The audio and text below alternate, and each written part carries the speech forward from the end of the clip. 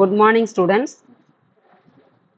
நாம் இந்த வகுப்பில் என்ன பார்க்க போகிறோம்னா 10ஆம் வகுப்பு புவியியல் பாடம் 2வது பாடம் தான் பார்க்க போகிறோம்.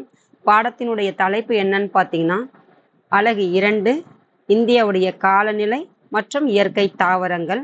இது பகுதி 2. பார்ட் 1 வந்துட்டு ஏற்கனவே நம்ம பார்த்துட்டோம் இந்த பாடத்தில். இது பகுதி 2 தான் பார்க்க போகிறோம்.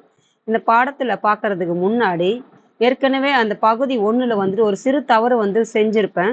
அது என்னன்னு பார்த்தீங்கன்னா ஜெட் காற்றோட்ட கோட்பாட்டின்படி துணை அயன மேலை காற்றோட்டம், அதாவது வந்துட்டு காற்று வந்துட்டு நம்ம எப்படி வந்து வளிமண்டலத்தில் வந்து வகைப்படுத்தியிருப்பாங்க. வளிமண்டலத்தை வந்து உயர அடுக்கு போக போக போக பார்த்தீங்கன்னா வளிமண்டலங்களை அடுக்குகளையும் என்ன செஞ்சிருப்பாங்கன்னா வகையாக பிரித்து வச்சிருப்பாங்க. அப்படி வந்துட்டு இந்த ஜெட் காற்றோட்ட கோட்பாட்டின் அடிப்படையில் இந்த துணை அயன மேலை காற்றோட்டம் இருக்குது இல்லையா, அந்த காற்றோட்டம் வந்துட்டு ஒவ்வொரு இடத்துக்கும், அதாவது இந்த அச்சு பரவல தானே இப்படி தானே காற்று வந்துட்டு மண்டலங்கள் வந்து பரவும். அதாவது காற்று வந்துட்டு இப்படி நேரா போகாது, இந்த இடத்தெல்லாம் பரவிட்டு தானே அடுத்தடுத்து பரவும். அப்ப இந்த வளிமண்டலத்தில எல்லாம் பரவிட்டு அடுத்தடுத்து போகும். இப்படிதானே காற்று மண்டலங்கள் வந்து வகைப்படுத்தியிருப்பாங்க. அப்படி பிரிச்சிருக்கும் போது அப்போ ஒரு குறிப்பிட்ட இந்த ஜெட் காற்றோட்டம் என்பது என்னன்னு படித்தோம். ஒரு சிறு குறிப்பிட்ட பகுதியிலிருந்து ஒரு சின்ன பகுதியிலிருந்து வேகமா வீசக்கூடிய காற்று தான் ஜெட் காற்றோட்டம் சொல்றோம். அப்ப அந்த கோட்பாட்டினுடைய அடிப்படையில என்ன சொல்றாங்கன்னு பார்த்தீங்கன்னா துணை அயன மேலை காற்றோட்டம் என்பது வடபெரும் சமவெளிகளில் இருந்து திபெத்திய பீடபூமியை நோக்கி இடம்பெயர்வதால் தென்மேற்கு பருவக்காற்று உருவாவதற்கு காரணம். அப்போ நான் என்ன சொல்லிட்டேன், இதுதான் வந்து வடபெரும் சமவெளிகள். ஆனா வடபெரும் சமவெளியில் இருந்து நோக்கி எங்க வீசுதுன்னு படிச்சிருக்கணும், திபெத்திய பீடபூமி. நான் என்ன சொல்லிட்டேன்னா வடபெரும் சமவெளியில் இருந்து தக்கான பீடபூமியை நோக்கி வீசுதுன்னு தவறுதலா கொடுத்துட்டேன். அப்ப தக்கான பீடபூமி எங்க இருக்குன்னு பாத்தீங்கன்னா இந்தியாவினுடைய தெற்கு பகுதியில முக்கோண வடிவத்தில் இருக்குதுன்னு சென்ற வகையில பார்த்தோம். இது எங்க இருக்குதுன்னு பாத்தீங்கன்னா இமயமலைக்கு மேல திபெத்திய பீடபூமி சீனாவுக்கு கீழே. அப்போ இந்தியாவுக்கும் சீனாவுக்கும் இடைப்பட்ட பகுதி தான் இந்த திபெத்து. இங்க இருக்க இந்த பகுதியில தான் இந்த காற்று நோக்கி வீசுறதுனால இங்க வந்து என்ன இருக்குதுன்னா ஏற்கனவே மரங்கள் இது எல்லாம் இருக்கிறதுனால அதுக்கப்புறம் இந்த காற்று எங்கிருந்து வந்திருக்குன்னு பார்த்தீங்கன்னா மத்திய ஆசியா, அதாவது மத்திய தரைக்கடலிருந்து இந்த ஈரங்களை சுமந்து கொண்டுதான் இந்த காற்று வந்துட்டு இந்த பக்கம் நோக்கி வீசும். அப்படி நோக்கி வீசும் போது இது என்ன ஆகுதுன்னு பார்த்தீங்கன்னா இந்த வடகிழக்கு பகுதியில் இருக்கிற இந்த திபெத்திய பீடபூமியை நோக்கி வீச போடும்போது இங்கெல்லாம் ஒரு அழுத்தம் உருவாகி அதுக்கப்புறம் தான் அது என்ன ஆகுன்னு பார்த்தீங்கன்னா இப்படி தெற்கு நோக்கி நகருன்னு நம்ம படிப்போம். ஆனா நான் என்ன சொல்லிட்டேன்னு பார்த்தீங்கன்னா வடபெரும் சமவெளியிலிருந்து தெற்கு நோக்கி நகருதுன்னு சொல்லிட்டு தவறுதலா கொடுத்துட்டேன். இது வந்துட்டு இதை கொஞ்சம் பார்த்துக்கோங்கம்மா. ஏன்னா திபெத்திய பீடபூமி இந்தியாவுக்கு சம்மந்தப்பட்டதே கிடையாது. ஆனா தக்கான பீடபூமி இந்தியாவுக்குள்ளதான் இருக்கு. அதுதான் தவறுதலா கொடுத்துருக்கேன். பாருங்க, இப்ப மேப்பை பார்த்தா உங்களுக்கு புரியும்.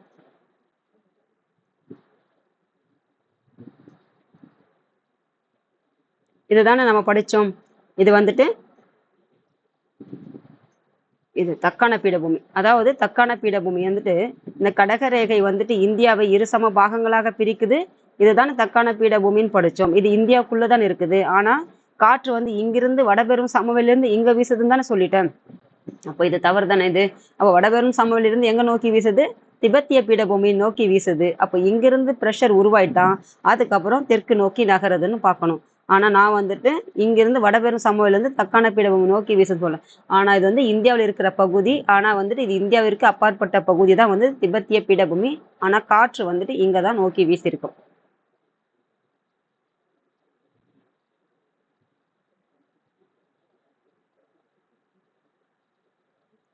அதுக்கப்புறம் அதே மாதிரி இன்னொரு தவறும் உங்களுக்கு கொடுத்துருப்பேன். இமயமலைகள் வந்துட்டு வடக்கு மலைகள்னு மொத்தமா இமயமலைகள் வந்துட்டு மேற்கிலிருந்து கிழக்கு வரைக்கும் பரவியுள்ள மலைகளை என்னன்னு சொல்லியிருப்பாங்க, இமயமலைகள்னு சொல்லியிருப்பாங்க. ஆனா நானும் வந்துட்டு என்ன பண்ணியிருப்பேன்னா இந்த வடக்கு இருக்கிற இமயமலைகளுக்கு வந்துட்டு மேற்கு இருக்கிற மலைகளை என்ன சொல்லியிருப்பேன்னா வடக்கு இமயமலைன்னு சொல்லியிருப்பேன். ஆனா இது வந்துட்டு மேற்கு இமயமலை, இது கிழக்கு இமயமலை, இது மத்திய இமயமலை. இது மொத்தமா கிழக்கிலிருந்து மேற்கு வரைக்கும் பரவி இருக்கிற மலைக்கு தான் வந்துட்டு இந்தியாவின் வடபகுதியில, இது தெற்கு அது வடபகுதியில இருக்கிறதுனால வடக்கு மலைகள்னு சொல்லியிருப்பாங்க.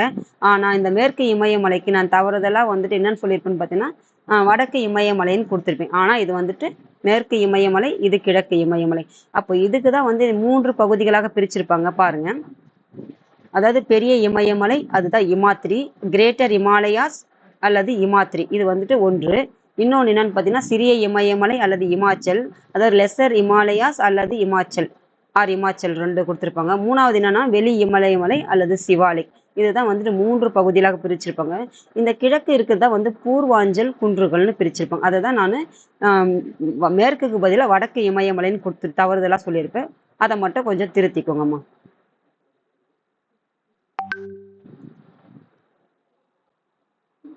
இப்போ பருவக்காற்று. பருவக்காற்றுனா என்னன்னு பாருங்க.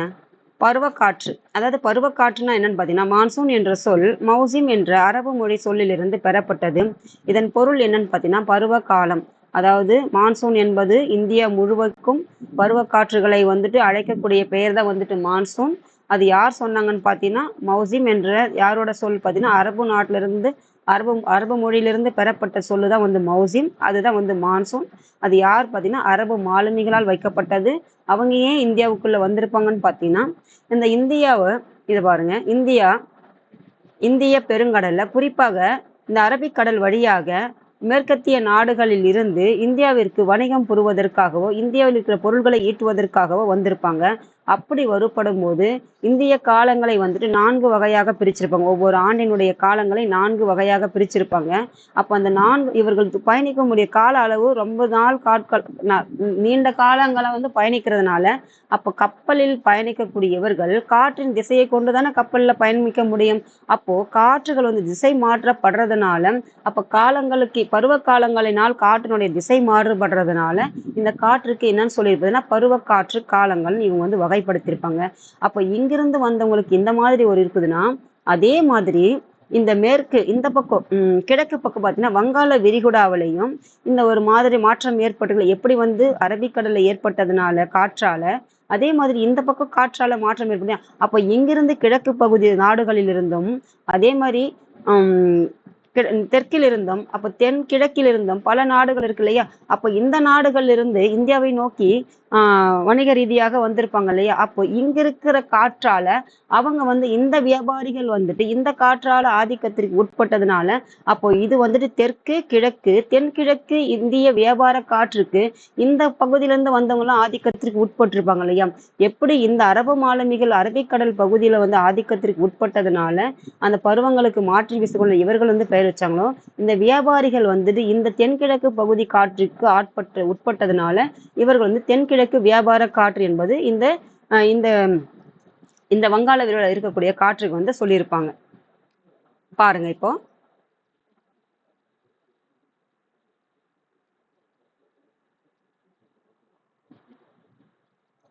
அப்போ அரபிக்கடலில் அரபு மாலுமிகளால் இந்திய பெருங்கடல் கடற்கரை பகுதிகளில் குறிப்பாக அரபிக்கடலில் பருவங்களுக்கு ஏற்ப மாறி வீசும் காற்றுகளை குறிப்பிடுவதற்கு பயன்படுத்தப்பட்டது. இக்காற்று கோடை காலத்தில் தென்மேற்கு திசையிலிருந்து வடகிழக்கு நோக்கியும். அப்போ கோடை காலம்னா வெயில் காலம். வெயில் காலம்னா எந்த காலம் பாருங்க. வெயில் காலம் என்பது மார்ச். வெயில் காலம்னா கோடை காலம். கோடை காலம் என்பது மார்ச் ஏப்ரல் மே இந்த 3 மாதங்கள் வந்துட்டு கோடை காலம். அப்போ கோடை காலத்துல சூரியனுடைய செங்குத்து கதிர்கள் எங்க இருக்குன்னு பார்த்தீங்கன்னா கடகரேகை மேல விடும். அப்போ கடகரேகை மேல கடகரேகை இங்க இருக்குதுன்னா அப்போ தென்கிழக்கு அதாவது தென்மேற்கிலிருந்து காற்று அதாவது கடல்ல இருந்து காற்று எங்க நோக்கி வீசுதுன்னா இந்த சூரியனுடைய கதிர்கள் எங்க இருக்குதோ அதாவது இங்க மொத்தமா என்ன இருக்குதுன்னு பார்த்தீங்கன்னா ஒரு இடத்துல காத்து வந்து குவிஞ்சு கிடக்குது. அப்போ எங்க வந்துட்டு காற்றோடைய ஈரப்பதம் வந்துட்டு எங்க வந்து சூடு அதிகமா இருக்குதோ அங்க நோக்கி வீசுது. ஓகே சரிங்களா. அதுக்கப்புறம் இது வந்து கோடை காலத்துல அதே மாதிரி குளிர்காலத்துல என்ன சொல்றாங்க பார்த்தீங்கன்னா குளிர்காலத்தில் வடகிழக்கு திசையிலிருந்து தென்மேற்கு நோக்கியும் வீசுது. ஏன்னா இந்த காலத்துல வந்து பார்த்தீங்கன்னா சூரியனுடைய கதிர்கள் எங்க இருக்குன்னு பார்த்தீங்கன்னா மகர ரேகை மேல தெற்கு நோக்கி இருக்கும். அப்போ தெற்குல இருந்து பார்த்தீங்கன்னா அப்போ வடகிழக்கிலிருந்து தெற்கு நோக்கி ஏன் வீசுதுன்னா அதாவது தென்மேற்கு நோக்கி ஏன் வீசுதுன்னா அப்போ இங்க மொத்த காத்து குவிஞ்சு கிடக்குறது எங்க வந்துட்டு வெற்றிடம் இருக்குதோ அதை நோக்கி வந்துட்டு காற்றுகள் வந்துட்டு வீசுது. அதுதான் வந்துட்டு அப்போ குளிர்காலத்துல வந்துட்டு தென்கிழக்கு திசையிலிருந்து தென்மேற்கு நோக்கி வீசுதுன்னு சொல்றாங்க.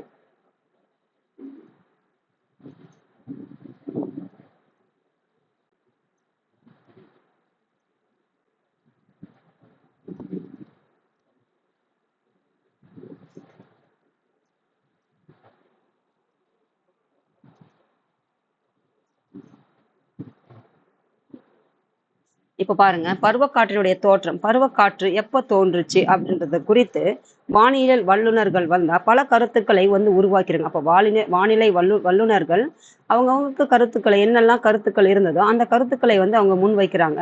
அந்த எந்த ஒரு கோட்பாடின் அடிப்படையில இவங்க எல்லாரும் சேர்ந்து மொத்தமா என்ன சொல்றாங்கன்னு பார்த்தீங்கன்னா இயங்கு கோட்பாடு. அப்போ இயங்கு கோட்பாடினுடைய அடிப்படையில வடகோள உச்சக்கோடையில சூரியனுடைய செங்குத்து கதிர்கள் கடகரேகையின் மீது விழுகிறது. அப்போ வடகோளம் என்பது எதுன்னு பார்த்தீங்கன்னா இதுதான் நம்ம அப்போ பூமியை இது வந்துட்டு பூமத்திய ரேகை, இது கடக ரேகை, இது மகர ரேகை. அப்போ இது வந்துட்டு 0, இது 0°C 0° இருக்குதா என்னன்னு பார்த்தீங்கன்னா பூமத்திய ரேகை. அப்போ 23° இருக்குதா என்னது கடக ரேகை, இது வடக்கு. அதே மாதிரி இது ஏதாவது எப்படி நாம இந்தியாவை வந்துட்டு கடக ரேகை வந்துட்டு இரு சம பாகங்களாக வந்து இந்தியாவை பிரிக்குதோ அதே மாதிரி இந்த உலக வரைபடத்தையும் இந்த பூமத்திய ரேகை வந்துட்டு 2 பாகங்களாக பிரிக்குது. இது வந்துட்டு வடது பகுதி, இது வந்து தென் பகுதி. அதாவது இங்க பாருங்க,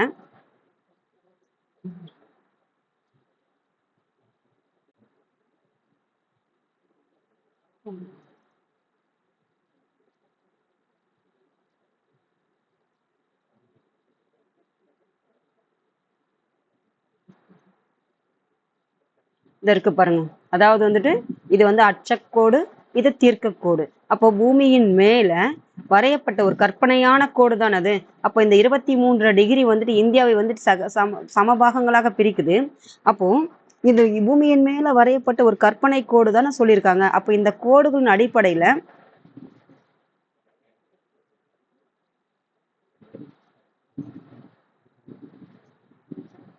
அப்போ இது வந்துட்டு பூமி மேல கற்பனையாக வரையப்பட்ட கோடுகள் தான் அச்சக்கோடு, தீர்க்க கோடுகள்னு பார்த்தோம். அப்போ இந்த பூமியை மையப்பகுதியில் ஒரு கோடு பார்த்தீங்கன்னா இது பூமத்திய ரேகை, இது மகர ரேகை. அப்போ இந்த கோட்டு மேலதான் என்ன இருக்குன்னு பார்த்தீங்கன்னா சூரியனுடைய செங்குத்து கதிர்கள் இந்த கோட்டு மேல விழுது. அப்படி விழப்படும் போது ஜூன் மாத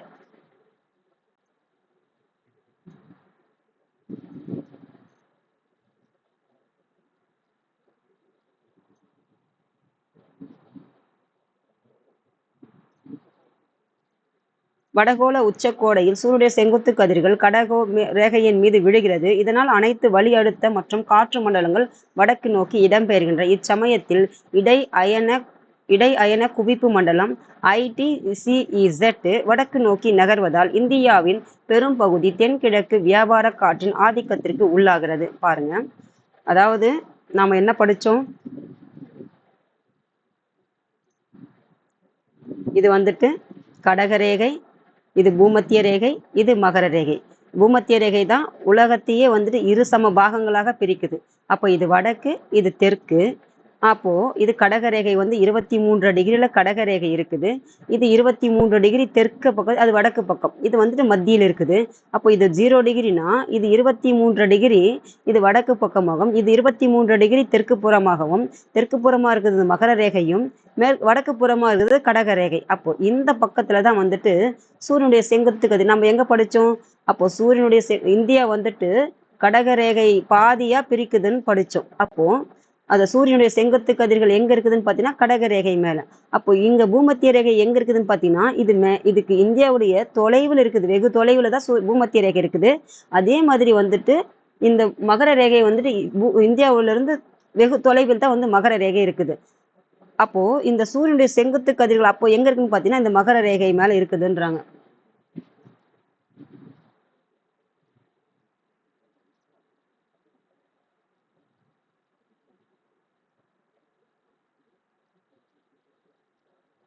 பாருங்க, வளிமண்டலத்துல அப்போ கடகரேகை மேல வேறதுனால வளி அழுத்தத்துல வந்து காற்று மண்டலங்கள்லாம் என்ன ஆகுதுன்னு பாத்தீங்கன்னா வடக்கு நோக்கி நகருது. அப்போ இங்க வேறதுனால இங்க ஒரு ப்ரெஷர் ஏற்படும் இல்லையா, காற்று வந்துட்டு இப்போ இங்கதான் வந்துட்டு கடகரேகை. இப்போ இங்க வந்து சூரியன் வந்துட்டு செங்குத்து கதிர்களை இங்க வந்து விடுது. ஏற்கனவே இங்க என்ன இருக்குன்னு பாத்தீங்கன்னா காற்று மண்டலங்கள்லாம் வளி அழுத்தம் வந்துட்டு காற்று மண்டலங்கள் வந்து அழுத்தமா இருந்திருக்கும். அப்போ இந்த சூரியனுடைய கதிர்கள் பட்டதுனால என்ன ஆகுன்னு பாத்தீங்கன்னா காற்று வந்துட்டு எக்ஸ்பெண்ட் ஆயிட்டு ஸ்ப்ரெட் ஆகும். அப்படி ஸ்ப்ரெட் ஆகும் போது இந்த பக்கம் வடக்கு நோக்கியும் காற்றுகள் நகரும், அதே மாதிரி தெற்கு நோக்கியும் காற்றுகள் வந்து நகரும். தெற்கு நோக்கி நகர்ந்து பூமத்திய ரேகையையும் கடக்கும். அதே மாதிரி பாத்தீங்கன்னா இந்த மகர ரேகையும் கடக்கும். அப்போ பூமத்திய ரேகை கடக்கும் போது இந்த பூமி வந்துட்டு தன்னைத்தானே சுத்துறதுனால இரவு பகல் ஏற்படுதுன்னு பார்த்திருப்போம். அப்ப தன்னைத்தானே சுத்தி சூரியனையும் சுத்தி வருது பூமின்னு பார்த்தோம். அப்ப இந்த பூமி வந்துட்டு தன்னைத்தானே சுத்தும் போது இங்க வரக்கூடிய காற்று, இந்த காற்று மண்டலங்கள் வந்துட்டு மண்டலங்களா வகைப்படுத்திருப்பாங்களா, ஒரு அடுக்கா வந்துட்டு காற்று தொகுதி வளிமண்டலத்தை, அப்படி வர அடுக்கு தான் வந்து இடை அயன மண்டலம். அந்த காற்றுகள் வந்துட்டு பாத்தீங்கன்னா ஒரு அடுக்குல குவியும் போது அந்த மண்டலம் தான் வந்துட்டு காற்று அடுக்குகள் வந்து ஒரு இடத்துல குவிறதா வந்து இடை அயன குவி மண்டலம்னு சொல்லிட்டு ITCZ அப்படின்னு சொல்லியிருப்பாங்க. அதனுடைய ஃபுல் ஃபார்ம் என்னன்னு பாருங்க. அப்படி இங்க வரும்போது என்ன ஆகுதுன்னு பாத்தீங்கன்னா, இங்க வரக்கூடிய பூமியால காற்று வந்து திசை மாற்றப்பட்டு இங்கிருந்து வரக்கூடிய காற்று மறுபடியும் இப்படி வடகிழக்கு நோக்கி வீச ஆரம்பிக்குது. அப்ப இங்கிருந்து வந்தது, ஆனா இங்க பூமி சுத்துறதுனால இங்க வந்த காத்து வந்து என்ன ஆகுதுன்னா, இந்த காற்று பூமி சுத்திக்கிட்டு இருக்கும் போது இது ஒரு ஃபோர்ஸ்ல இந்த காத்து வருது. ஆனா இங்க சுத்திக்கிட்டு இருக்கும் போது அது என்ன ஆகுதுன்னா திசை மாற்றப்பட்டு வடகிழக்கு நோக்கி வீசுதுன்னு சொல்றாங்க. அதாவது ஒரு எக்ஸாம்பிள் பாருங்க.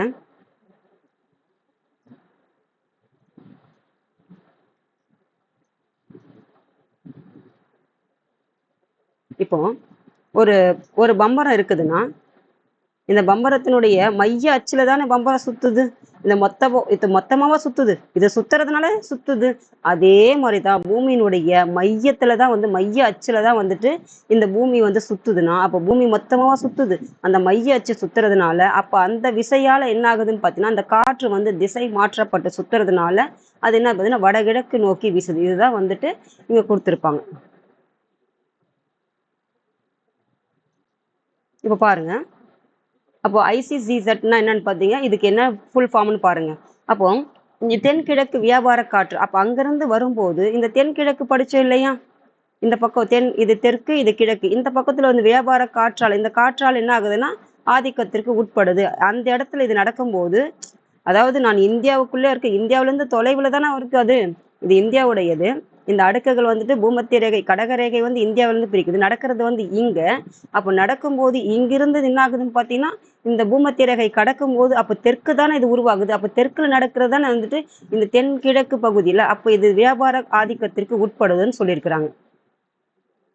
நீங்க இந்தியாவை கணக்கெடுக்கக்கூடாது, இந்த உலக வரைபடத்தை கணக்கெடுத்தாதான் உங்களுக்கு இது கிளியரா புரியும். அதாவது உலக வரைபடத்துல இந்தியா இங்க இருக்கு, அது தெற்கு நோக்கினா இந்த பகுதிகளில் நடக்கிறதுனால இந்தியாவுடைய அப்போ இந்த பகுதிகளில் தென்கிழக்கு வியாபார காற்று இருக்கு, இங்க கடக்கிறதுனால இந்த பகுதிகளில் இங்க வியாபார காற்றினுடைய ஆதிக்கத்திற்கு உட்படுதுன்னு சொல்றாங்க.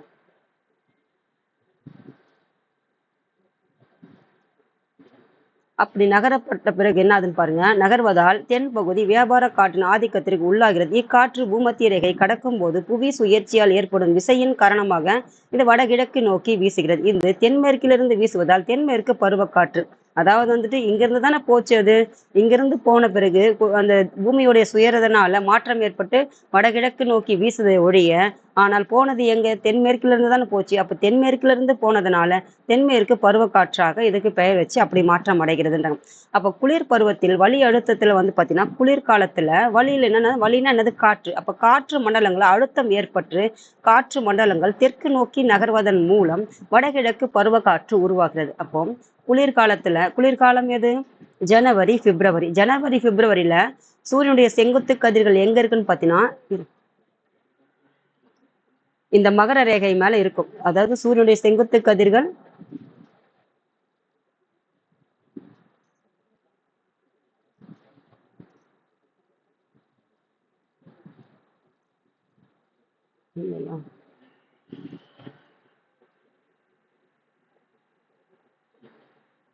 அதாவது சூரியனுடைய செங்குத்து கதிர் நம்ம இப்பதானே இதை படிச்சோம்.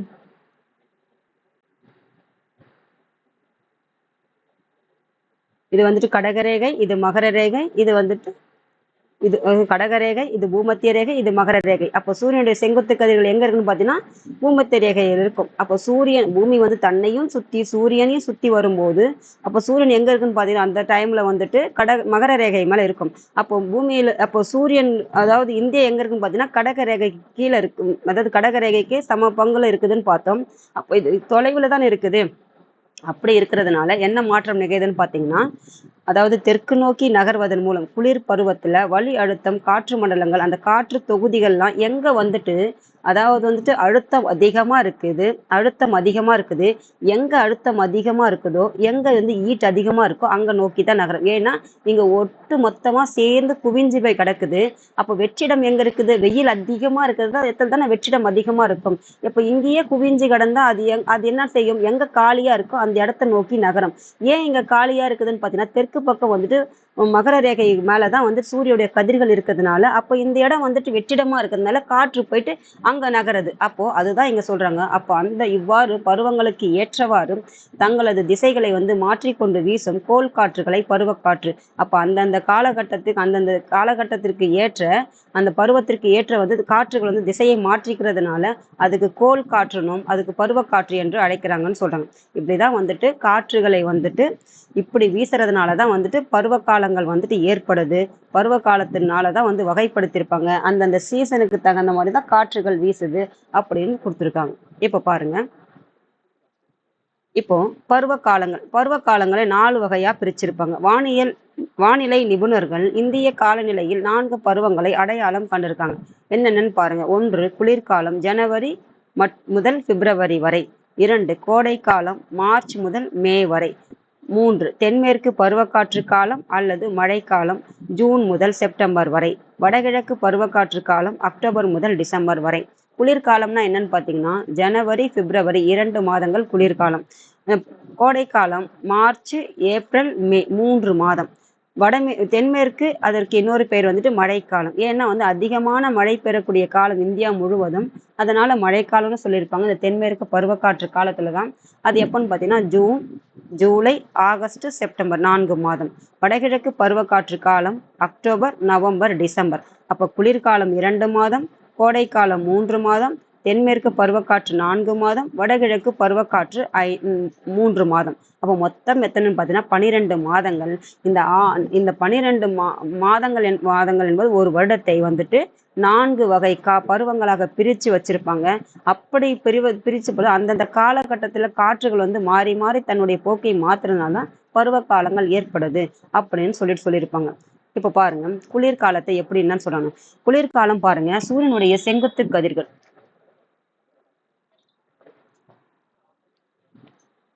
குளிர்காலத்துல சூரியனுடைய செங்குத்து கதிர்கள் இந்தியாவிலிருந்து வெகு தொலைவில் உள்ள மகர ரேகையின் மீது செங்குத்தாக விழுகிறது.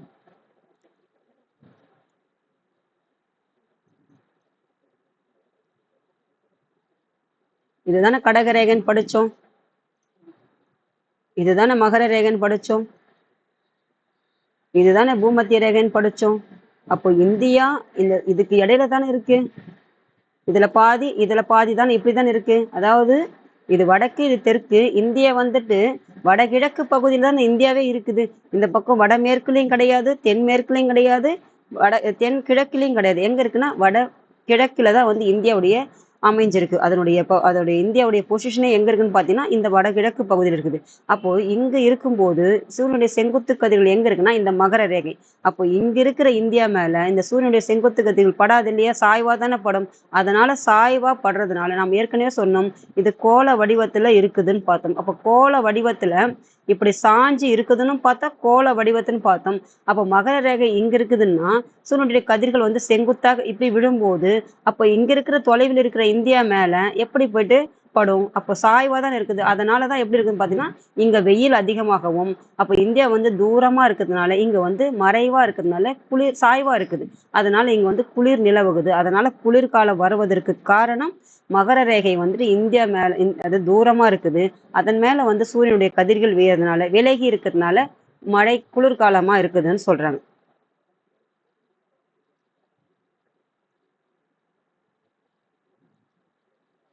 அதுக்கப்புறம் பாருங்க, தெளிவான இந்த காலகட்டத்துல பண்புகள் எப்படின்னு பார்த்தீங்கன்னா தெளிவான வானம் எப்படின்னு பார்த்தீங்கன்னா தெளிவா இருக்கும், சிறந்த வானிலை இருக்கும். அதாவது வானிலை என்பது என்னன்னு படிச்சிருப்போம், வெதர்ன்னு படிச்சிருப்போம். அப்போ தினமும் இருக்கிறது தான் வந்து வானிலை. அந்த தினமும் இருக்கிற வானிலை வந்துட்டு ஒவ்வொரு நாளா கணக்கிட்டு அது என்னன்னு சொல்லுவோம்னா ஒரு குறிப்பிட்ட காலநிலைனா ஒரு 30லேருந்து 35 அளவுக்கு கணக்கிடப்பட்டது தான் அந்த வானிலையை கணக்கிட்டு தான் வந்துட்டு காலநிலையா குடிச்சிருப்பாங்க. அப்போ ஒரு நாளுடைய வானிலை எப்படி இருக்குது அதை என்ன செஞ்சோம்னா ஒரு 30-35 ஆண்டுகள் கணக்கிட பார்த்தா அது காலநிலையா இந்த இந்த இந்த இடத்திற்கான காலநிலை இவ்வாறுதான் இருக்குன்னு சொல்லிட்டு ஒரு குறிப்பிட்ட இடத்துக்கு வந்து அந்த காலநிலை வந்து வகைப்படுத்தியிருப்பாங்க. ஆனா அதனுடைய அடி பேஸ்மெண்ட் எங்க இருக்குன்னு பார்த்தீங்கன்னா வானிலையினுடைய அடிப்படையில் தான் வந்து காலநிலையை வந்து வகைப்படுத்திருப்பாங்க. அப்போ மென்மையான வடக்கு காற்றுகள், அப்போ ஏன்னு பார்த்தீங்கன்னா இங்க வந்துட்டு குளிர் தான் இருக்குது. அப்போ வடக்கு பக்கம் எப்படி வீசுது காத்து? மென்மையா இருக்குது. வடக்கு காத்துக்கள் வந்து மென்மையான காற்று வந்து வீசுதுன்றாங்க அந்த காலகட்டத்துல. அதே மாதிரி வந்து காற்றில் வந்து குறைந்த ஈரப்பதம், ஈரப்பதம் வந்து அதிகமான டென்சிட்டி கிடையாது. ஏன்னா அதாவது வந்துட்டு வெயில் இங்க இருக்கு, அதிகமான குளிரும் கிடையாது, மிதமான ஈரப்பதம் இருக்கும். குறைந்த ஈரப்பதம், மிகுந்த தினசரி பகல் நேர வெப்ப வேறுபாடுகள். அப்போ பகல் நேர வெப்ப வேறுபாடுகள் வந்து எப்படின்னா தினசரி பகல் நேர வெப்ப வேறுபாடுகளும் மிகுந்து இருக்கும். ஒரே சீரானது கொஞ்சம் மிகுந்து இருக்கும், அதிகமா இருக்கும் பகல் நேர வெப்ப வேறுபாடுகள் வந்துட்டு அந்த பகுதியில. எங்கன்னா இந்தியாவில் வட பகுதிகள்ல. அதுக்கப்புறம் இப்பருவத்தில் வட இந்தியாவில் ஒரு உயர் அழுத்தம் வந்து உருவாகுது. ஏன்னா வந்துட்டு சூரியனுடைய செங்குத்து கதிர்கள் எங்க இருக்குதுன்னு பார்த்தீங்கன்னா இந்தியாவிலிருந்து தொலைவில் இருக்கிற மகர ரேகை மேல இருக்குது. அப்ப அந்த இடத்துல என்ன ஆகுதுன்னு பார்த்தீங்கன்னா வடக்கு பக்கம் ஒரு லோ ப்ரெஷர் வந்து உருவாயிட்டு, அப்போ மொத்தமா காத்து மண்டலங்கள் தொகுதிகள் ஒரே இடத்துல ஒன்றும் இல்லை. நீங்க என்ன செய்வீங்க, ஒரு ஒரு கொஞ்ச நேரம் மூச்சு இழுத்து பிடிச்சுன்னா எவ்வளவு நேரம் மூச்சு இழுத்து பிடிக்க முடியும்? ஒரு ஒரு 2 செகண்டோ இல்ல ஒரு 3 நிமிஷமோ அந்த மாதிரி தான் மூச்சு இழுத்து பிடிக்க முடியும். அப்ப என்ன பண்ணும், மூச்சு இழுத்து எந்த அளவுக்கு பிடிக்க முடியுமோ அவ்வளவு நேரம் தான் பிடிக்க முடியும். பிடிக்க முடியல என்ன பண்ணுவீங்க, மூச்சு விடுவீங்களா? அதே மாதிரிதான் இந்த காற்று மண்டலங்கள்லாம் ஒரு இடத்துல இருக்குது. அதால எவ்வளவு நேரம் எல்லாத்தையும் வச்சிருக்க முடியுமோ அந்த காற்று தொகுதிகள் எல்லாம், அந்த மூலக்கூறுகள்லாம் எவ்வளவு நேரமும் மொத்தமா இருக்குமோ அதுக்கப்புறம் என்ன ஆகுன்னு பார்த்தீங்கன்னா அந்த காற்று வந்துட்டு எங்க வந்துட்டு அந்த காற்று தொகுதிகள் வந்துட்டு எங்க வந்துட்டு வெற்றிடம் இருக்குதோ, அது வெற்றிடம் எங்க இருக்கும், இங்க தானே சூரியனுடைய கதிர்கள் இங்க இருக்கிறதுனால. ஏன்னா இங்க எந்த ஒரு காற்று மண்டலங்கள் கிடையாது, ஏன்னா இங்க ஈட்டு அதிகமா இருக்குது. அப்ப வெற்றிடம் அதிகமா இருக்கும்போது காற்று தொகுதிகள் வந்து இங்க நோக்கி நகரும் போது அப்ப என்ன ஆகுதுன்னு பார்த்தோம்னா இந்த காலகட்டத்துல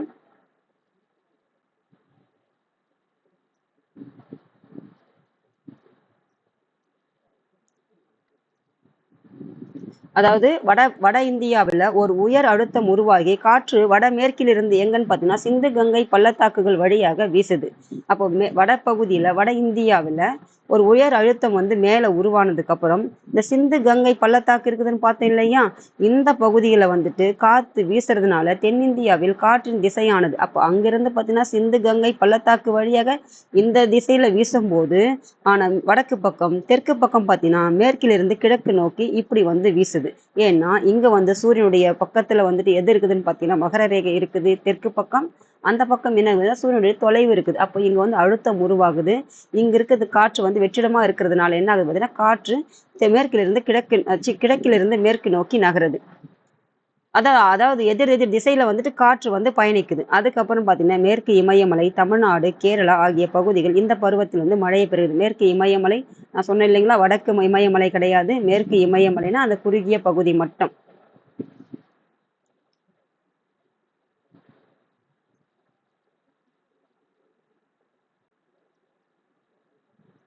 அதாவது இந்த பகுதி, அதாவது மேற்கு இமயமலைனா இந்த பகுதி மட்டும். அதாவது மேற்கு இமயமலையில் தான் என்ன இருக்குதுன்னு பார்த்தீங்கன்னா ஜம்மு காஷ்மீர்ல வந்து பனிப்பொழிவு கிடைக்கும், இமாச்சல பிரதேசம், அதுக்கப்புறம் பஞ்சாப், ஹரியானா இந்த பகுதிகள்லையும், தமிழ்நாடு, கேரளா போன்ற பகுதிகள்லையும் இந்த குளிர்காலத்துல மழை பெறக்கூடிய காலமாக இருக்குதுன்னு சொல்லியிருப்பாங்க.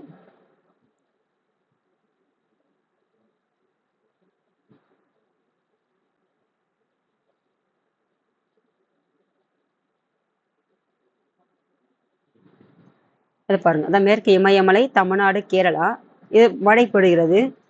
அதுக்கப்புறம் இக்காலத்தில் மத்திய தரைக்கடல் பகுதியில் உருவாகும் மேற்கத்திய இடையூறுகள் தாழ்வழுத்தங்கள் வட இந்தியாவில் மழையை தருகிறது.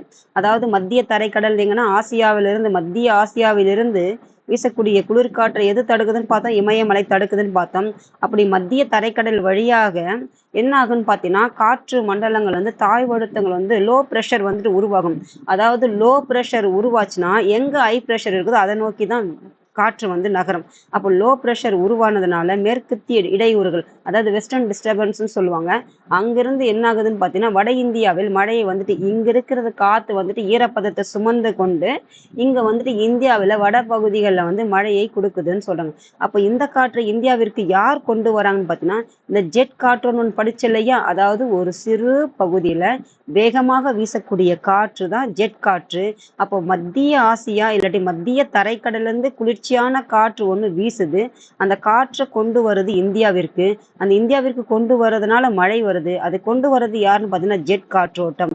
அப்படி வர்றதுனால எந்த பகுதியெல்லாம் மழை பெறுதுன்னு பார்த்தீங்கன்னா பஞ்சாப், ஹரியானா, இமாச்சல பிரதேசத்தை மழைப்பொழிவையும், ஜம்மு காஷ்மீரினுடைய மலைப்பகுதிகளில் பனிப்பொழிவையும் தருகிறது. இந்த மழைப்பொழிவால குளிர்கால கோதுமை பயிர்களுக்கு அந்த பகுதிகளும் படிச்சு இல்லையா, பஞ்சாப், ஹரியானா, இமாச்சல பிரதேசம், அதுக்கப்புறம் வந்துட்டு காஷ்மீரினுடைய மலைப்பகுதியில பனிப்பொழிவு. இந்த மழையால் அந்த பகுதி மட்டும்தானே மழை தருதுன்னு பார்த்தோம். அப்ப அந்த பகுதியில விளையக்கூடிய கோதுமைக்கு முக்கியத்துவமா இந்த மழை இருக்குதுன்னு சொல்லிட்டு, குளிர்காலத்துல பெய்யக்கூடிய மழை வந்துட்டு பயனளிக்குதுன்னு சொல்லிட்டு பார்த்தோம்.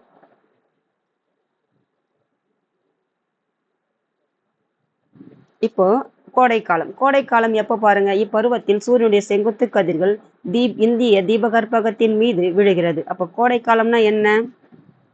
மார்ச், ஏப்ரல், மே இந்த 3 மாதம் தான் வந்துட்டு கோடைக்காலம். இப்போ சூரியனுடைய செங்குத்து கதிர் எங்க இருக்குன்னு பார்த்தீங்கன்னா, அந்த தீபகற்ப இந்தியாவின் சூரியனுடைய செங்குத்து கதிர்கள் வந்து கடகரேகை மேல விழுதுன்னு சொல்லிட்டு படுத்தோம். அப்ப தீபகற்ப இந்தியான்னு ஏன் சொல்றாங்கன்னா பாருங்க, இந்த பக்கம் கடல், அதே மாதிரி இந்த பக்கம் கடல், இந்த பக்கம் கடல். அப்போ 3 பக்கம் கடலாலையும் நீரால சூழப்பட்டதுனாலையும், ஒரு பக்கம் வந்துட்டு என்ன ஆகுதுன்னா நில எல்லையால சூழப்பட்டதுனால தீபகற்ப இந்தியான்னு சொல்லுவாங்க. அப்ப 3 பக்கம் கடல், ஒரு பக்கம் அதாவது நிலம். இந்த 3 பக்கம் கடலால சூழப்பட்டதுனால அதுக்கு தீபகற்பம் சொல்லுவாங்க. அதனால என்ன சொல்றோம்னா அப்ப இந்தியா மேல விழுதுன்றாங்க. அப்படி விழும்போது தெற்கிலிருந்து அப்போ விழுறதுனால, எனவே வெப்பநிலை தெற்கிலிருந்து வடக்கு நோக்கி நகருது. அப்போ பூமத்திய ரேகை அதாவது கோடை காலத்துல சூரியன் எங்க இருக்குன்னா கடகரேகை மேல இருக்குது.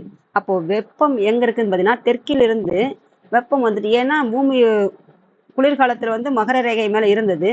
அப்போ இங்கிருந்து எங்க போகுதுன்னா வடக்கு இருக்கிற வெப்பம் வந்துட்டு நகருது. அப்போ தெற்கிலிருந்து வெப்பம் எங்க போகுதுன்னா வடக்கு நோக்கி நகர அதிகரிக்கிறது. அப்ப கோடை காலத்தின் முற்பகுதி நாடு முழுவதும் வெப்பமான வறண்ட வானிலை நிலவுகிறது. அப்ப முற்பகுதி எதுனா மார்ச் மாதம் வறண்ட வானிலையும், மத்தியில என்னன்னு பார்த்தீங்கன்னா ஏப்ரல் மாதத்திலையும், இறுதியில் பார்த்தீங்கன்னா இடியுடன் கூடிய ஆலங்கட்டி மழையின் ஆதிக்கத்திற்கு உட்படுகிறது.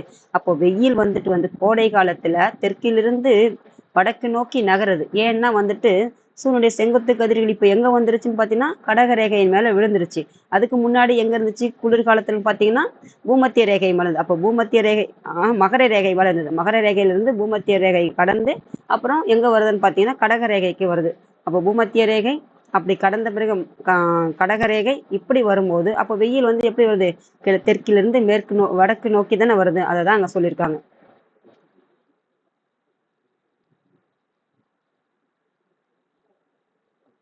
அப்ப இறுதியில் வந்து ஆலங்கட்டி மழை வந்து இந்த கோடை காலத்துல பொழியுது. அப்போ இந்த பருவத்தில் இந்தியா முழுவதும் வெப்பம் எப்படின்னு பார்த்தீங்கன்னா அதிகரிக்குது. ஏன்னா இப்போ வெப்பம் வந்துட்டு அதிகரிக்குது. கோடை காலத்துல வந்துட்டு இது வெயிலும் அதிகரிக்குது கடகரேகையின் மேல. எது விதுனா சூரியனுடைய செங்குத்து கதிர் வேறதுனால என்ன ஆகுதுன்னு பார்த்தீங்கன்னா வெப்பம் வந்துட்டு இந்தியாவில் அதிகரிக்குது. அப்போ ஏப்ரல் மாதத்தில் தென்னிந்திய உட்பகுதி, அப்போ தென்னிந்தியாவுடைய உட்பகுதிகளில் தின சராசரி வெப்பநிலை 30 டிகிரி செல்சியஸில் இருந்து 35 டிகிரி செல்சியஸாக பதிவாகிறது. மத்திய இந்திய நிலப்பகுதியின் பல பகுதிகளில் பகல் நேர உச்ச வெப்பநிலை 40 டிகிரி செல்சியஸாக இருக்குது. அதாவது வந்துட்டு இந்தியாவை 3 பிரிவா பிரிச்சுக்குங்க. இது வந்துட்டு இது வடக்கு, இது தெற்கு, இது வடக்கு, இது மத்திய பகுதி, இது வந்துட்டு தெற்கு பகுதி. இந்த தெற்கு பகுதி இந்தியாவுடைய தெற்கு பகுதி எவ்வளோன்னு பார்த்தீங்கன்னா 30லேருந்து 35 டிகிரி செல்சியஸ் வெப்பநிலையும், இந்த மத்தியில் இருக்கிற இந்தியாவில் எங்கன்னு பார்த்தீங்கன்னா 40 டிகிரி செல்சியஸும், அதே மாதிரி வடக்கு பக்கம் எவ்வளோன்னு பார்த்தீங்கன்னா 46 டிகிரி செல்சியஸும் இந்த வெப்பநிலை வந்து பதிவாகிறதா சொல்லுவாங்க. அப்போ 40 டிகிரி ஆகும். அப்போ வளிமண்டலத்துல அழுத்தம் நிலையின் வேறுபாடல். அப்போ வளிமண்டலம் என்னது, காற்று மண்டலங்கள்ல அழுத்தம் உருவாகுது. ப்ரெஷர் நிறைய காற்று தொகுதிகள்ல ஒன்னா சேர்ந்தா என்ன ஆகும்னா அழுத்தம் ஏற்படும். அப்போ அழுத்தம் வந்து ஏற்படுறதுனால வேறுபாடு அடையுது.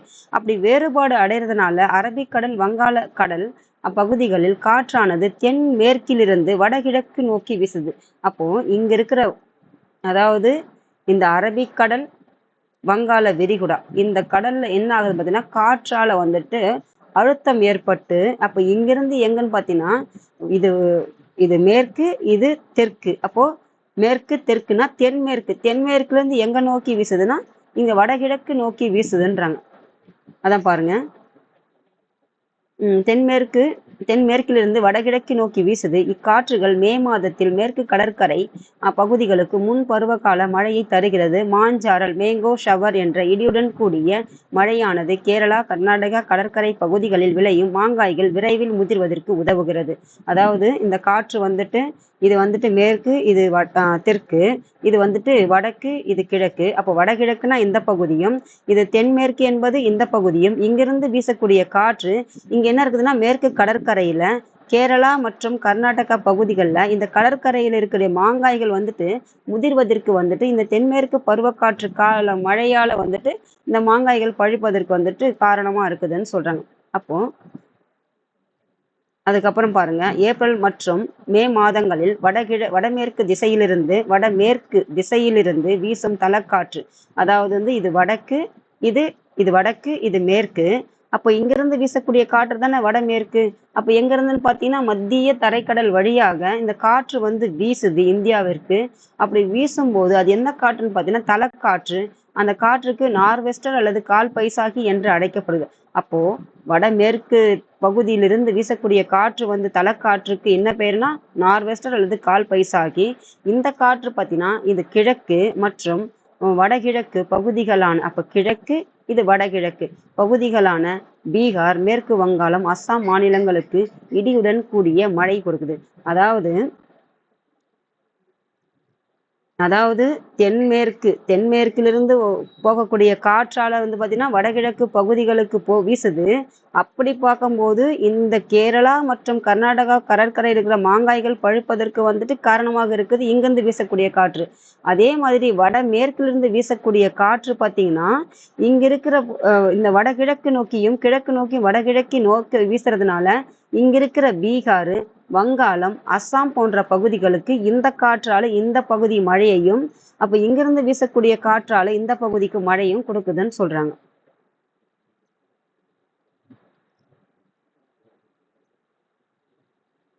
பாருங்க, இப்ப ஒரு வாட்டி மேப்பை பாருங்க, உங்களுக்கு தெரியும்.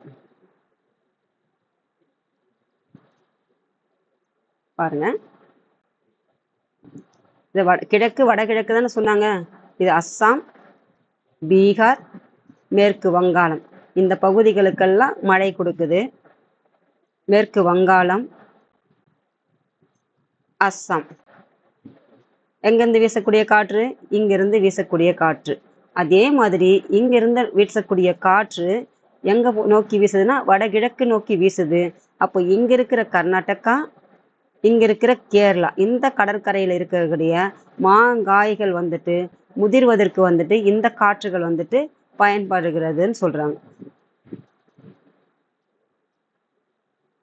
இப்படி நீங்க மேப்பை வச்சு படிச்சுட்டீங்கன்னா மறக்காது எங்கெங்க இருக்குதுன்னு சொல்லிட்டு உட்காந்துட்டு மனப்பாடம் பண்ண வேண்டியதில்லை. புரிஞ்சுக்கிட்டீங்கன்னா ஓ இதெல்லாம் இங்கிருந்து பரவுது அப்படின்னு சொல்லிட்டு உங்களுக்கு ஒரு புரிதல் ஏற்படும்.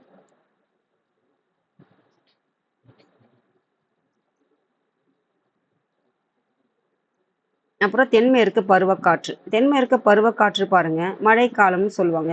இந்திய காலநிலையின் முக்கிய அம்சமாக தென்மேற்கு பருவக்காற்று விளங்கும். அப்ப இந்திய காலநிலையுடைய 4 காலநிலை, அதுல முக்கிய அம்சமாக எதை சொல்றாங்கன்னு பார்த்தீங்கன்னா தென்மேற்கு பருவக்காற்று. ஏன்னு பார்த்தீங்கன்னா இந்தியாவுடைய பெரும்பாலான பகுதிகளுக்கு மழைக்கூடிய காலம்தான், அதனாலதான் இது மழைக்காலம்னு அழைக்கப்படுது. அதனால இது முக்கியமாக கருதப்படுகிறது. அப்ப பருவக்காற்று பொதுவாக ஜூன் முதல் வாரத்தில் இந்தியாவின் தென் பகுதியில் தொடங்கி கொங்கண கடற்கரை பகுதிக்கு ஜூன் 2வது வாரத்தில் ஜூலை 15 அனைத்து இந்திய பகுதிகளுக்கும் முன்னேறுகிறது. இப்ப பாருங்க, இது வந்து அந்தமான் நிக்கோபார், இது இந்தியாவினுடைய கன்னியாகுமரியுடைய நில எல்லை, இது வந்துட்டு கொங்கண கடற்கரை. அப்போ இது வந்துட்டு இந்தியாவுடைய மற்ற பகுதிகள். அப்போ அவங்க என்ன சொல்றாங்கன்னா ஜூன் முதல் வாரம்னா 1 to 7 வரைக்கும் ஜூன் முதல் வாரம். இது இந்தியாவுடைய எல்லை தானே, இது இந்தியாவுடைய நில எல்லை, இது இந்தியாவுடைய எல்லை தானே வந்து அந்தமான் நிக்கோபார் தீவுகள். அப்போ அந்தமான் நிக்கோபார் தீவுக்கு இங்கிருந்து வீசக்கூடிய காற்றுகள் எந்த காற்று, அரபிக்கடல், அதாவது இந்திய பெருங்கடல் இருக்கு, வங்காள விரிகுடா இருக்குது, பசிபிக் பெருங்கடல் இருக்கு. இந்த காற்றின் மூலமாக, அதாவது ஈரமான காற்றுகளை சுமந்து கொண்டு வரும்போது இந்த இடத்துல இருக்கிற அந்தமான் நிக்கோபார் தீவுக்கு வந்துட்டு ஜூன் மாதம் 1 முதல் 7ஆம் தேதி வரைக்கும் ஒரு வாரம் வரைக்கும் இந்த பகுதிக்கு மழையையும், அதுக்கடுத்து அதாவது காற்று வந்துட்டு நகர்ந்துகிட்டே தானே வரும். இப்படி வரும்போது அடுத்து எங்கன்னு சொல்றான்னு பார்த்தீங்கன்னா இந்தியாவினுடைய தென்கோடி முனையான கன்னியாகுமரி பகுதிக்கு, அதாவது கொங்கண கடற்கரைக்கு வந்து 2வது வாரமான ஜூன் மாதம் 7ஆம் தேதி முதல் 15ஆம் தேதி வரை 2வது வாரத்திற்கு இந்த பகுதியையும், அதுக்கப்புறம் அடுத்து 1 மாத காலத்திற்கு, அதாவது ஜூன் 15லிருந்து ஜூலை 15 வரைக்கும் இந்தியா முழுவதுக்கும் இந்த காற்று வந்துட்டு தென்மேற்கு பருவக்காற்று வந்து மழையை கொடுக்குது அப்படின்னு சொல்றாங்க. இப்போ இது ஜூன் மாதம் தான் நடக்குது. அப்போ மழை அங்கங்க பெஞ்சிட்டு தான் இருக்கு. அப்போ கரெக்டா இந்த வானிலை அறிஞருடைய கணக்கின்படி கரெக்டான டைமில் தானே இது மழை வந்திருக்கு.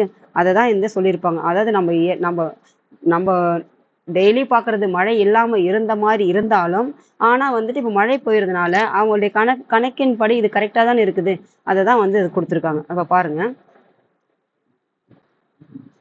இப்போ உலகளாவிய காலநிலை என்னன்னு பார்த்தீங்கன்னா, நிகழ்வு பார்த்தீங்கன்னா எல் நினோ காலநிலை. எப்படி வந்துட்டு இந்தியாவுடைய காலநிலை வந்துட்டு மான்சூன் என்று வகைப்படுத்திருக்காங்களோ, அதே மாதிரி உலகளாவிய காலநிலை என்னன்னு பார்த்தீங்கன்னா எல் நினோ என்ற காலநிலையை தான் வந்து உலகளாவிய காலநிலை வந்து சொல்றாங்க. அப்ப தென்மேற்கு பருவக்காற்று காலத்திலேயே இந்த எல் நினோ காலநிலை என்பது மிகப்பெரிய தாக்கத்தை வந்து ஏற்படுத்தும். தென்மேற்கு பருவக்காற்று தொடங்குவதற்கு முன்னாடி, அப்ப தென்மேற்கு பருவக்காற்று எப்போ? ஜூன் மாதம் சொன்னோம். அப்ப ஜூன் மாதத்துக்கு முன்னாடி என்னது? கோடைக்காலம். மார்ச், ஏப்ரல், மே. அப்ப அந்த மே மாதத்துல எந்த மாதிரி வெயில் இருக்குதுன்னு பார்த்தீங்கன்னா, அந்த தென்மேற்கு பருவக்காற்று தொடங்குறதுக்கு முன்னாடி எந்த இந்தியாவில் பார்த்தீங்கன்னா வட இந்தியாவில் வெப்பநிலையானது 46 டிகிரி செல்சியஸ் வரைக்கும் உயர்ந்திருக்குமா, தென்மேற்கு பருவக்காற்று தொடங்குவதற்கு முன்னாடி. அப்போ மே மாதம். அப்போ ஜூன் மாதம் மழை தொடங்கிடுது. அப்போ இந்தியாவுடைய வடபகுதி, அப்போ மழை தொடங்குறது இங்கேயா இருந்தாலும் ஜூன் மாதத்துல, ஆனா அந்த மே மாதம் இறுதியில வடபெரும் பகுதிகள்னா எங்கன்னா இந்த 23 டிகிரி பிடிக்குது இல்லையா, அங்கிருந்து தான் வந்து இந்த வடபெரும் பகுதி 46 டிகிரி வந்துட்டு வெயில் இருக்குதுன்னு சொல்றாங்க. ஆனா மழை வந்து இங்க தொடங்குறதுக்கு முன்னாடி, மழை வந்து தொடங்குறது ஜூன் மாதம் முதல் வாரத்துல.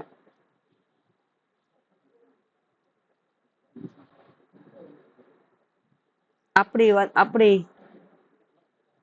இப்பருவக்காற்றின் இடி மற்றும் மின்னலுடன் கூடிய துவக்கம் பார்த்தீங்கன்னா தென்னிந்தியாவில், அப்போ இடி மற்றும் மின்னலுடன் வந்து துவக்கம் ஏற்பட்டு தென்னிந்தியாவில் என்ன ஆகுதுன்னா அங்க வந்து 46 டிகிரி, ஏன்னா இங்க தானே கொஞ்சம் கொஞ்சமா நகர்ந்துட்டு போகுது.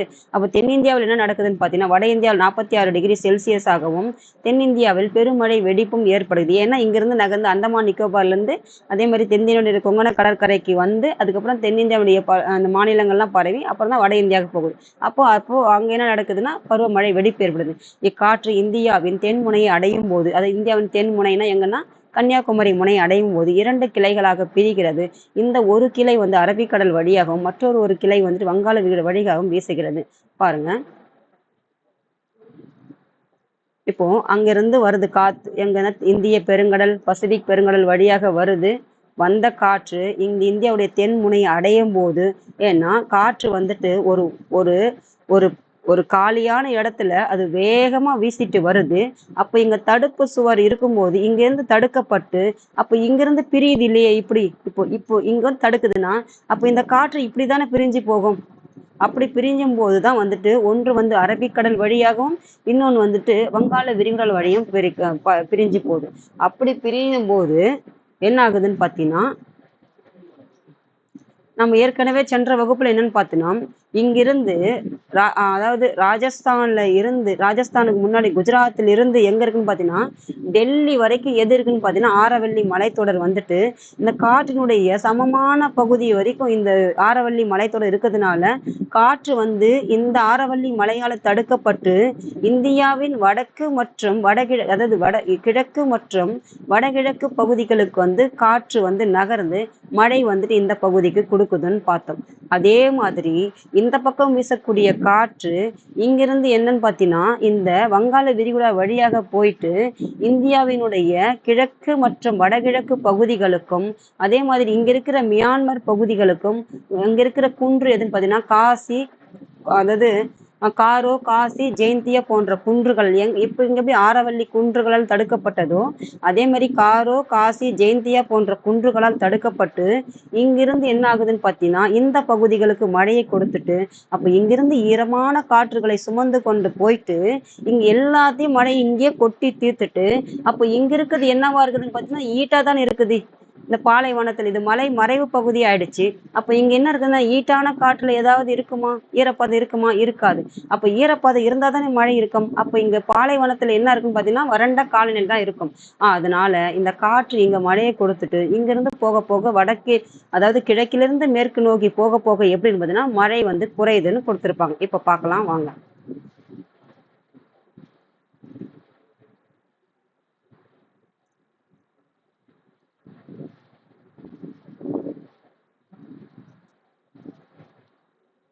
ஆரவல்லி அதாவது தோற்றுவிக்கிறது அதாவது தென்மேற்கு பருவக்காற்றின் அரபிக்கடல் கிளை மேற்கு தொடர்ச்சி மலையின் மேற்கு சரிவுகளில் மோதி பலத்த மழை பொழிவை தருகிறது. இக்கிளையானது வடக்கு நோக்கி நகர்ந்து இமயமலையால் தடுக்கப்பட்டு, அதாவது ஆரவல்லி மலையாலையும் தடுக்கப்படும். ஆரவல்லி மலை இப்படி இந்த கிராஸ்ல நீண்டு இருக்கு டெல்லி வரைக்கும். இமயமலை இப்படி நீண்டு இருக்குது. அப்போ இந்த இரண்டாலும் தான் தடுக்கப்பட்டு இந்த பகுதி முழுவதும் மழை கொடுக்குது. அதுதான் இங்க கொடுத்திருப்பாங்க. அப்ப வடபெரும் சமவெளிகள் முழுவதும் மழை கொடுக்கிறது. அப்ப மழை பொழிவை தருகிறது. இக்கிளையானது வடக்கு நோக்கி நகர்ந்து இமயமலையால் தடுக்கப்பட்டு வட இந்தியா முழுவதும் கனமழையை தோற்றுவிக்கிறது.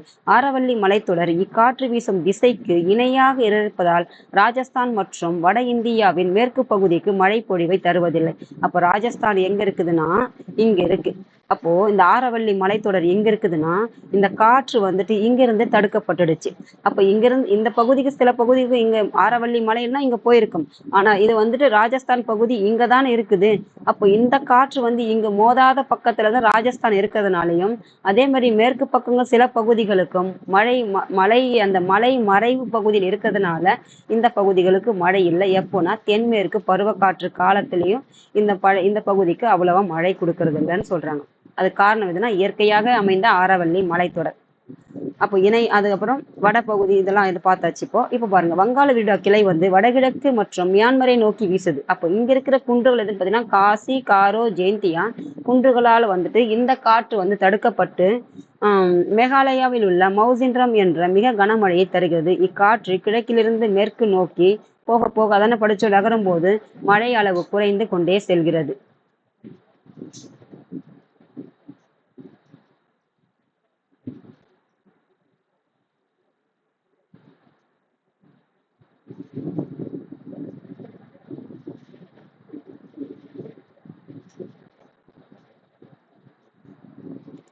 மேகாலயா இந்த அஸ்ஸாமு கீழே இருக்கு பாருங்க மேகாலயா, இது வந்துட்டு மியான்மர். அப்போ இங்கிருந்து வீசக்கூடிய காற்று இங்க குன்றுகள்லாம் இருக்குன்னு பார்த்தேன் இல்லையா, பூர்வாஞ்சல் குன்றுகள்.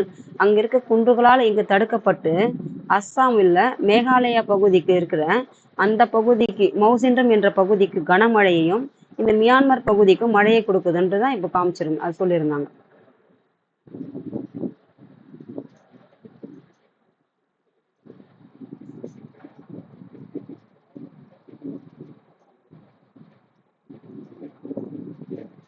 அப்ப இந்தியாவின் ஒட்டுமொத்த மழைப்பொழிவில் 75% மழைப்பொழிவானது இப்பருவ காற்று காலத்தில் கிடைக்குது. அப்போ மொத்தம் 100% மழைப்பொழிவில் 75% மொத்தம் எதுக்கு கிடைக்குதுன்னா அந்த தென்மேற்கு பருவக்காற்றால தான் இந்தியாவில் மழை கிடைக்குதுன்னு பார்த்தோம். அப்போ வடகிழக்கு பருவக்காற்று காலம் பார்த்தீங்கன்னா செப்டம்பர் மாத இறுதியில, அப்போ செப்டம்பர் மாத இறுதியில என்ன ஆகுதுன்னா அழுத்த மண்டலமானது புவியில் தெற்கு நோக்கி நகர ஆரம்பிப்பதால் அப்போ இங்க என்ன ஆகுதுன்னு பார்த்தீங்கன்னா செப்டம்பர் மாதம் இறுதியில வந்துட்டு மழைக்காலம் தென்மேற்கு பருவக்காற்று காலம் வந்து முடிவடையுது. அப்போ முடிவடைஞ்சது போது அந்த இடத்துல செப்டம்பர் மாத இறுதியில முடியும் போது அதாவது அழுத்தம் ஏற்படுது. காற்று மண்டலத்துல வந்து அழுத்தம் ஏற்பட்டும் போது அழுத்தம் ஏற்பட்டா என்ன ஆகுன்னு பார்த்தீங்கன்னா அது தெற்கு நோக்கி தானே நகரம். எங்க வந்துட்டு அழுத்தம் அதிகமா இருக்குதோ காலி இடத்தை நோக்கி தானே நகருது. அப்படி நகர ஆரம்பிப்பதால் தென்மேற்கு பருவக்காற்று பின்னடையும் பருவக்காற்றாக நிலப்பகுதியிலிருந்து வங்காள விரிகுடா நோக்கி வீசுகிறது. அப்போ அது அங்க போயிட்டு அந்த காற்று மழையெல்லாம் கொடுத்துட்டு அதுதானே மறுபடியும் திரும்ப வர்றதுனால அது பின்னடையும் பருவக்காற்றுன்னு சொல்றாங்க. அப்படி வரும்போது ஏன்னா இங்க என்ன அழுத்தம் ஏற்படுது. அழுத்தம் ஏற்பட்டதுனால எங்கன்னு தெற்கு நோக்கி நகருது. அப்படி நகரும் போது என்ன ஆகுதுன்னு பாத்தீங்கன்னா பூமியில சுழற்சி ஏற்படுதுல, பூமி வந்து தன்னைத்தானே சுற்றி சூரியனையும் சுத்துதுன்னு பார்த்தோம் இல்லையா. அப்படி அந்த காற்று வரும்போது அந்த சூரியனுடைய, அதாவது பூமி தன்னை சுத்துறதுனால அந்த டைரக்ஷனாலையும் இந்த காற்று வர்றதுனாலையும் திசை மாற்றப்பட்டு என்ன ஆகுதுன்னு பார்த்தீங்கன்னா இது வடகிழக்கு நோக்கி வீசுதுன்னு சொல்றாங்க.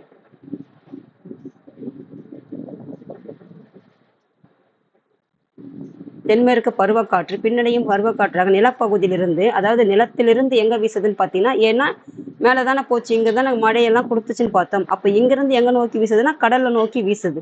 அப்படி கடலை நோக்கி வீசும்போது இங்க கடலை நோக்கி வீசும்போது என்ன ஆகுதுன்னு பார்த்தீங்கன்னா, ஒரு ஃபோர்ஸ் வந்து உருவாகுது. அந்த ஃபோர்ஸ் ஏன்னா வந்து இங்க வந்து பூமி வந்து தன்னைத்தானே சுத்துது. அந்த பூமி வந்து சுத்துறதுனால என்ன உருவாகுது? ஒரு கொரியாலிஸ் விசை வந்து உருவாகுது. அந்த விசையினால என்ன ஆகுதுன்னு பார்த்தீங்கன்னா, இந்த காற்று வந்து திசை மாற்றப்பட்டு வடகிழக்கு பருவக்காற்றாகும். அதாவது வந்து இதுதான் வந்து பின்னடையும் பருவக்காற்றுன்னு சொல்றாங்க.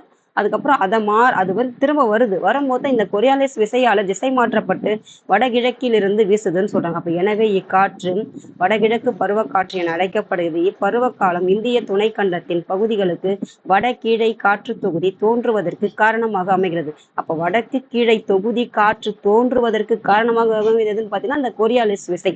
அப்போ இந்த பருவக்காற்றின் மூலம் எந்தெந்த பகுதியில் பார்த்தீங்கன்னா கேரளா, ஆந்திரா, தமிழ்நாடு மற்றும் தென் கர்நாடகாவின் உட்பகுதிகள் நல்ல மழை பொழிவை பெறுகிறது. அப்போ இந்த வடகிழக்கு பருவக்காற்றால தென் மாநிலங்களான கேரளா, ஆந்திரா, தமிழ்நாடு, கர்நாடகாவுடைய தெற்கு பகுதி அந்த உள்பகுதிகள் நல்ல மழைப்பொழிவை பெறுகின்றன.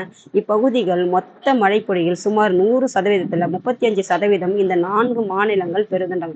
அப்போ வங்கக்கடலில் உருவாகும் புயலால் தமிழ்நாட்டின் பல பகுதிகளுக்கும் ஆந்திரா, கர்நாடகாவின் சில பகுதிகளுக்கும் மழைப்பொழிவை தருகிறது. வங்கக்கடல்ல உருவாகிற புயலால தமிழ்நாடு, ஆந்திரா, கர்நாடகாவுடைய மழை தருது. அப்போ கடற்கரை பிரதேசங்கள்ல வந்து என்ன ஆகுதுன்னு பார்த்தீங்கன்னா கனமழையுடன் கூடிய கடற்கரை பிரதேசம்னா கடற்கரை ஒட்டிய பகுதிகளில் பலத்த புயல் காற்று, அதாவது புயல் காற்று பெரும் உயிர் சேதம், பொருட்சேதத்தையும் ஏற்படும். அப்ப அந்த கடற்கரையோர அமைந்திருக்கிற பகுதிகளுக்கெல்லாம் இந்த வங்கக்கடல்ல வீசக்கூடிய காற்றால உயிர் சேதம், பொருட்சேதத்தையும் ஏற்படுத்துது. இந்த பருவத்தில் நாடு முழுவதும் பகல் நேர வெப்பநிலை எப்படின்னா வீழ்ச்சி அடையுது. அப்போ நாடு முழுவதும் எப்படின்னா வந்து வெப்பம் வந்துட்டு குறையுதுன்னு சொல்றாங்க. அப்போ உலகில் மிக அதிக அளவு மழை பெறும் பகுதி எதுன்னு பார்த்தீங்கன்னா மவுசின்ரம். இந்த மவுசின்ரம் எங்க இருக்கு பார்த்தீங்கன்னா மேகாலயாவில் இதை நம்ம பார்த்தோம் இல்லையா? அப்போ எவ்வளோ மீட்டர் பயந்ததுன்னா 1141 சென்டிமீட்டர் மழை வந்துட்டு இந்த பகுதியில் பெறுதுன்னு சொன்னாங்க. இந்த மழை பரவல் வந்து நம்ம பார்ட் 3 அடுத்த வகுப்புல பார்ப்போமா? தேங்க்யூ.